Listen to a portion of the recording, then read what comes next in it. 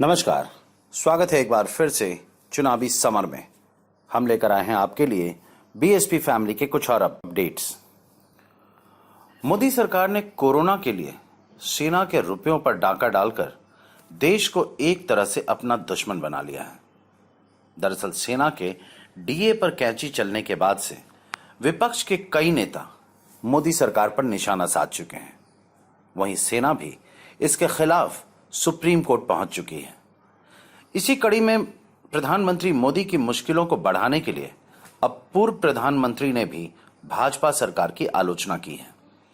आपको बता दें कि देश पर 10 वर्षों तक शासन कर कई कीर्तिमान स्थापित करने वाले पूर्व प्रधानमंत्री डॉक्टर मनमोहन सिंह ने मोदी सरकार पर निशाना साधा। दरअसल उन्होंने केंद्रीय कर्मचारियों के अतिरिक्त महंगाई भत्ते रोके जाने का विरोध किया। मनमोहन सिंह ने कहा कि इस मुश्किल दौर में सरकारी कर्मचारियों और सैनिकों की परेशानियां बढ़ाई जा रही हैं। यह गलत है। सिंह ने कहा कि मुझे लगता है कि इस वक्त सरकारी कर्मचारियों और सैनिकों की मुसीबत नहीं बढ़ाई जानी चाहिए। वहीं उन्होंने साफ साफ कहा कि हम उन लोगों के साथ हैं जिनके महंगाई भत्ते रोके गए हैं। इसके साथ ही मनमोहन सिंह ने मोदी सरकार को संदेश भी दिया कि देश में पर्याप्त मात्रा में जांच सुविधा नहीं होने से जुड़ी कुछ समस्याएं हैं, इसलिए जांच की अधिक आक्रामक सुविधाओं के बिना हम इस समस्या से कभी नहीं उबर पाएंगे। मनमोहन सिंह के अलावा कांग्रेस ने मोदी सरकार के द्वारा सेना का शोषण करने की हरकत को अमानवीय कहा है।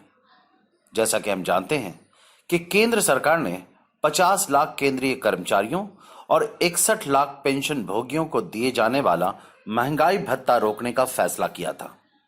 सरकार के मुताबिक कोरोना वायरस संक्रमण की वजह से सरकार पर पड़े आर्थिक बोझ के कारण यह फैसला लिया गया है कि केंद्रीय कर्मचारियों और पेंशन भोगियों पर यह रोक जून 2021 तक लागू रहेगी। इस कटौती की वजह से केंद्र और राज्य सरकार के खजाने को लगभग 1.25 लाख करोड़ रुपए की बचत होगी। लेकिन इस लिस्ट में सेना का नाम शामिल होना विपक्ष को नहीं पच रहा। इस तरह पूर्व प्रधानमंत्री डॉक्टर मनमोहन सिंह ने इस बार भारतीय सेना के लिए मोर्चा खोला है। हालांकि डीए में वृद्धि पर रोक का मामला सुप्रीम कोर्ट में है, लेकिन जिस तरह से पूर्व प्रधानमंत्री डॉक्टर मनमोहन सिंह ने मोदी सरकार को घेरा है, उसे देखते हुए यह महसूस हो रहा है कि जल्द ही सरकार को अपने कदम वापस खींचने पड़ सकते हैं। हमारे साथ बने रहने के लिए आपका धन्यवाद। आप हमारे प्रोग्राम्स को today's.com पर भी देख सकते हैं और आप हमें टुडेज टीवी पर ट्वीट भी कर सकते हैं। Thank you.